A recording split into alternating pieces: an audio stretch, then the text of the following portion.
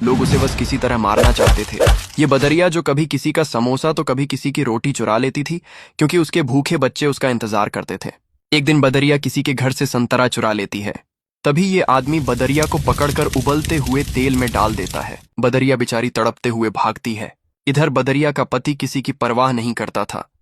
बदरिया जो चुरा कर लाती वो खा लेता और बस दिन भर सिगरेट पीता रहता था। लेकिन आज बदरिया कुछ चुरा नहीं पाई, तो बदरिया का पति उसको बुरी तरह मारता है और फिर खौलता हुआ गर्म पानी डाल देता है। बदरिया बेचारी बिलबिला जाती है। इधर बच्चे ये सब देखकर बहुत रो रहे थे, तो बदरिया बच्चों को अपनी छाती से लगाकर सुला देती है और फिर वह रात भर रोती है, क्योंकि उसके बच्चे आज भूखे सो गए। और सुबह होते ही बदरिया फिर खाना लेने जाती है।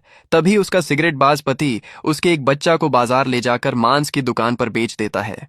इधर जब बदरिया घर आती है तो एक बच्चा कम देखकर घबरा जाती है। बच्चे रोते हुए माँ को सब बता देते हैं। माँ दौड़ते हुए मांस की दुकान पर आती है, लेकिन बच्चा अब नहीं था। माँ फूट फूट कर रोती है और अपने बाकी बच्चों को लेकर जंगल चली जाती है और फिर एक नदी के किनारे घर बनाती है।